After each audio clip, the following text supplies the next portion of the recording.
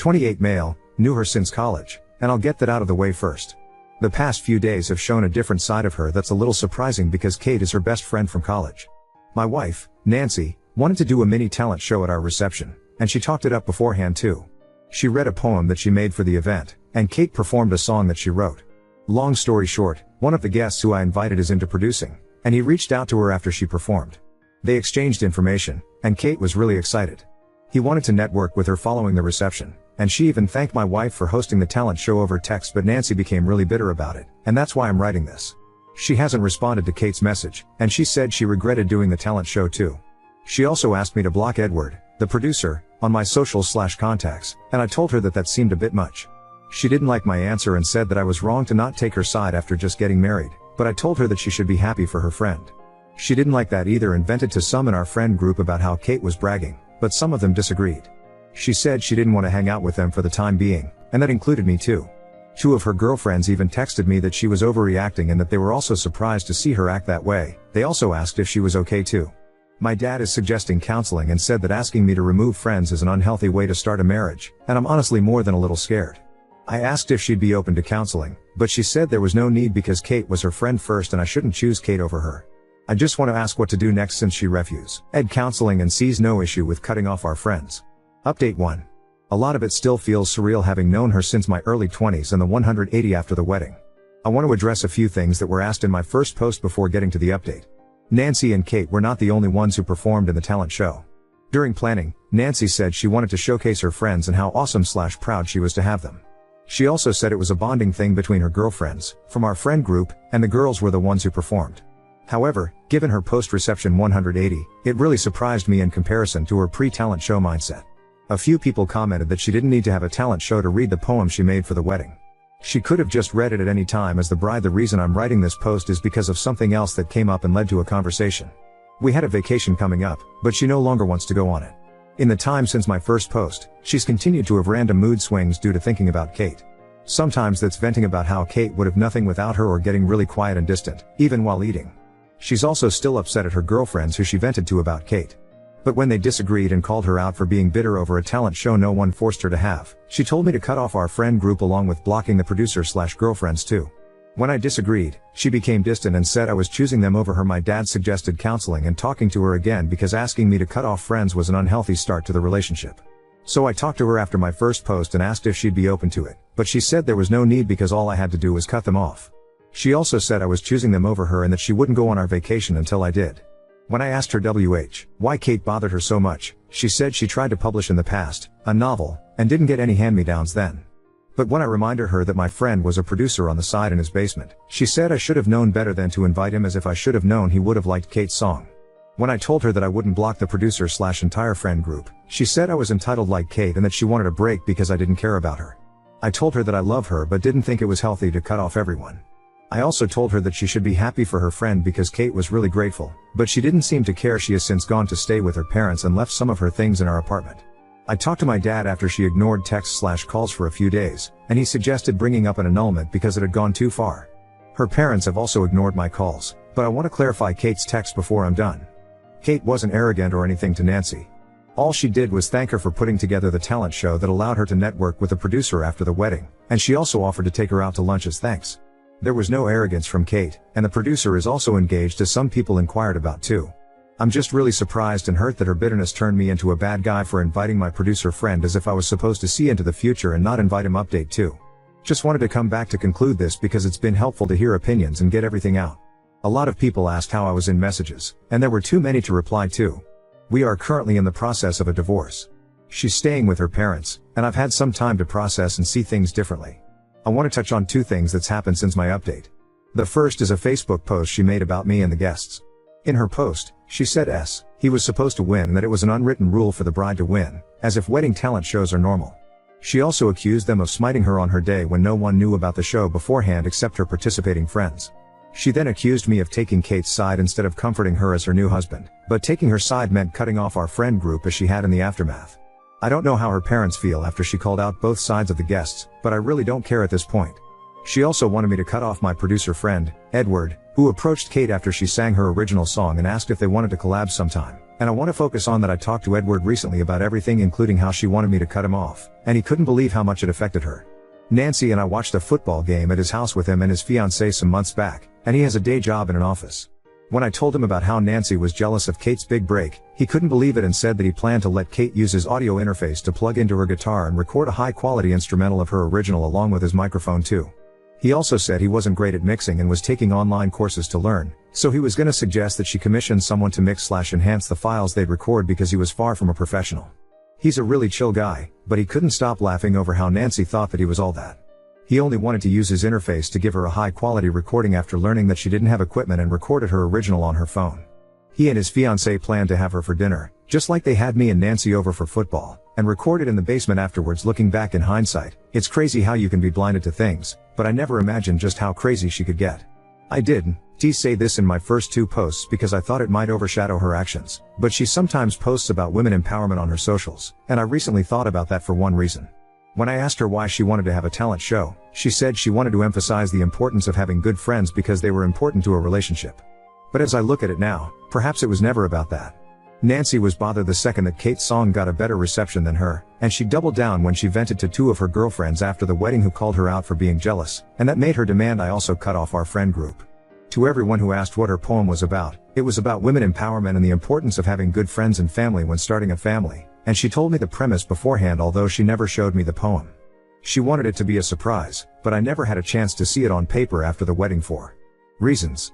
Many people also corrected how she said that Kate received a hand-me-down opportunity at the wedding, but the proper term was handout as many corrected. I really appreciate everyone who offered advice as it helped a lot mentally, not to mention looking back at how crazy it all was.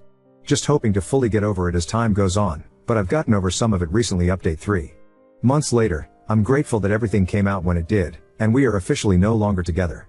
She wanted nothing to do with me after accusing me of taking Kate's side by refusing to cut off friends who said she overreacted when she vented about Kate stealing her thunder by getting a better reception for her song, among other hateful things she said about her, and that made the process easier. However, months later, Nancy's still not over it, but I want to give an update on Kate first. Kate reached out to me towards the end of the divorce process because Nancy took out her frustration on her, and she told me some things I didn't know. I mentioned in my first update that Kate sent a text thanking Nancy for the opportunity to sing at the wedding after it led to her meeting the producer, and she sent shortly after the reception. However, unbeknownst to me, Nancy sent her DMs blaming her for the divorce before it was official, and that was news to me. She told me she was sorry for performing at the wedding along with the divorce, but I told her that she had nothing to apologize for. Her best friend, Nancy, asked her to perform, and she simply did, but Nancy didn't stop at DMs. Since my last update and the divorce becoming official, Nancy went online to make her feelings public, not just about Kate but the friends who said she was overreacting too. She said that her friends should have talked her out of the talent show because friends look after each other, when the talent show was her idea entirely that she pushed for against suggestions otherwise. She accused them of being fake friends who never had her back and sided with Kate over her, and she had the nerve to tag them too. However, she left the worst for Kate. She accused Kate, and her friends, of setting her up on her day, and she made a separate Facebook post to rant about Kate. She also called her a B among other things, but she also disclosed some mental health challenges/medications from Kate's past, and it was petty and very inappropriate. I want to reiterate that Kate was her best friend long before me, but she also disclosed a very personal event, that I never knew about, from Kate's life which was wrong, and it led to people finding out that Kate hadn't told and caused her a lot of stress. From what I've heard, some of the people in Nancy's friend group reached out to me before the divorce too, and one of them, we'll call Hannah, who knew Nancy before me too, said that she knew about Nancy's struggles to publish as she vented years back, after I told her about my talk with Nancy where she brought up her publishing struggles, and she said that many of them tried to encourage her. However, she never saw that jealous side of her despite knowing her for much longer, and she thinks it was the culmination of wedding stress among other things, but she didn't want to chalk it up to just that because she said that that was a deeper insecurity. She also told me to not beat myself up too much because her friend group never saw that side of her too, and they knew her for years before me. Nancy's friend group has since cut her off, but the last thing I'll say is on Kate. Kate and her friends have been really supportive and even apologized for not talking her out of the talent show beforehand, but I told them that they had nothing to apologize for because Nancy accused me of inviting my producer friend and not magically knowing that he would have networked with Kate. Hannah said that Kate's been really hurt about the sensitive posts and having to explain to people she never told. She also said that Kate's thinking of trying to go after Nancy legally, but she's not sure if anything can be done since it was on Facebook, now deleted, although she got screenshots, but it's apparently taken a toll on her mental health to the point that she's trying to see her options. I won't come back to this again because it doesn't really involve me at this point, but I'm trying my best to be supportive of her too because she didn't deserve any of this, but I hope it all works out for her in time whether she decides to pursue legally or not. Now on to second story. Innocently shared my traumatic pregnancy experience with my coworkers, and now Linda excludes me from social events and is openly hostile. A new coworker started 3 months ago. Let's call her Linda. She seems pretty nice, which is why I'm really not sure about all this. At my work, we have a tradition where once a new employee successfully completes their probation, we go out for a team lunch. Nothing fancy, but something nice to celebrate. Linda passed her probation, so we went out for lunch. As we're eating, we all get to talking, and the topic of the magic of pregnancy/childbirth comes up. Everyone was sharing sweet moments from their pregnancy. I enthusiastically joined in but didn't share any of my own. I think Linda noticed because she specifically turned to me and said, "Linda, you had twins, didn't you? That must have been a wonderful experience." I smiled and said something along the lines of how I wished my pregnancy and birth had been as positive an experience as theirs had been. To be clear, it was not said sarcastically at all. The truth is I hated every moment of being pregnant. I could write a long list of all the magical symptoms I had, but I'll just give you the highlights. Horrific vivid nightmares. Hyperemesis gravidarum, severe morning sickness. Debilitating migraines. A metallic taste in my mouth. And then the birth. Honestly, I feel like anything that could go wrong, but not be life-threatening, did go wrong. Worst of all, due to some of the complications I ended up being kept in hospital for a while, so I missed the first few days with my girls. It's safe to say I hated every moment of being pregnant, and every moment of labor. It was not a magical experience by any stretch of the imagination. I didn't say any of this to Linda, I just responded as I mentioned. After my reply, Linda started getting short with me. Later, I asked her privately what was going on. She snapped and told me what I said was insensitive and undermined their experiences and told me I was an a-hole for it. Since then, she's sort of cooled off, and is less hostile, or at least less openly hostile, but last week she invited all the girls in the team to a ladies' night. Everyone but me. Now, I don't mind so much, since ladies' nights are not really my thing, but the fact that she pointedly excluded me has made things awkward. I feel like I need to do something. I'm not really in the mood for drama. I have enough of that in my life right now. I don't need more, so I haven't confronted her about it yet. And as I said, she is otherwise a really nice person, normally pretty friendly and easygoing. So I'm left wondering if I really was an a-hole. Was what I said insensitive? Did it undermine their experience? Before I ask her about it, I could use some perspective because I honestly just don't know. Ida? Well, our team is more or less all women with kids or grandkids, so the conversation kind of went that way. Linda was talking about how she missed being pregnant and how she wanted another kid, so I don't know if she has any issues getting pregnant. Not as far as I am aware. Top commenter, good lord, so NTA. I would have wondered if she was pregnant with the way she responded. I also had a very miserable pregnancy and a serious life-threatening event, heart failure, so I can't relate to these stories. You weren't being sarcastic, you weren't telling these women that they sucked for having positive experiences, you didn't call them liars. You just shared your experience. Oop, it might be. The conversation came about because she was talking about how much she wished she was pregnant again, she has a 2-year/0, and how she misses being pregnant. Could be she is in fact pregnant. But if she is, she clearly doesn't know it. Commenter, NTA, you have the right to feel as you do about your pregnancy and it in no way reflects on anyone else's experience. Leave this person alone, no need to bring up her reaction to you or her remarks. She's judgmental and who needs it? LOL, just do your job and leave it at that. Oop, I see your point. I'm just trying to make sure we can continue to work together as smoothly as possible. I don't mind being excluded from her personal life. It's clear we're not going to be friends. But I don't want for her to exclude me from important emails or meetings.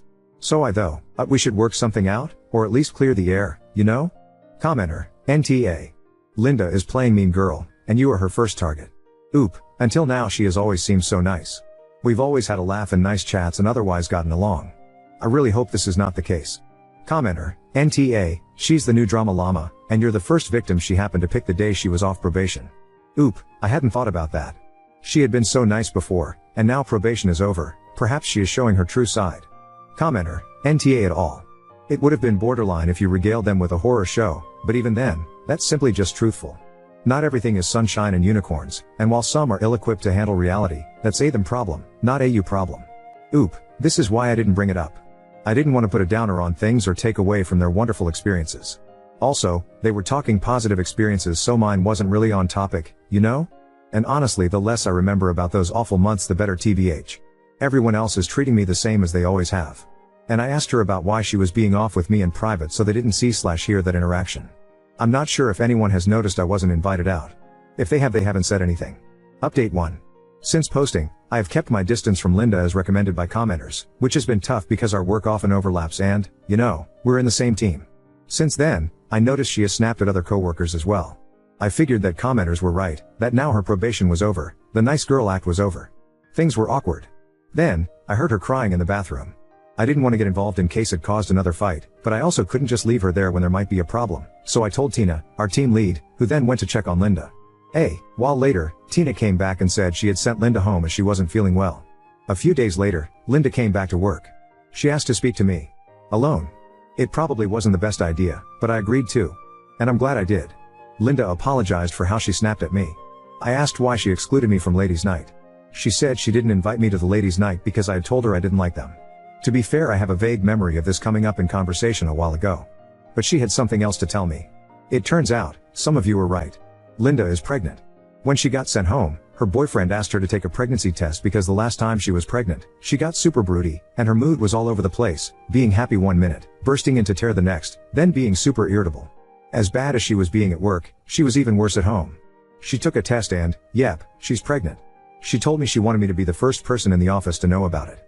I guess it was her way of apologizing? I accepted her apology and chose to believe her about the ladies' night, albeit cautiously. I'm still keeping a slight guard up, because who knows, for all I know this is some game she's playing, but for now, I am choosing to take her at her word. Obviously, her being pregnant doesn't excuse how she spoke to me, but it does explain it, and if that genuinely is the issue, then hopefully that means the issue is solved. Top commenter, sounds like an excuse. I wouldn't believe anything she said. Being pregnant is not an excuse to treat people like that. I am still keeping a cautious distance. I am choosing to believe her presently unless I hear or see anything to the contrary. I don't know if she is telling the truth, but I don't see any point in creating any further drama. I am keeping my guard up. I guess I will see what happens. And I totally agree, it is no excuse to treat people that way. She did, and it seemed genuine.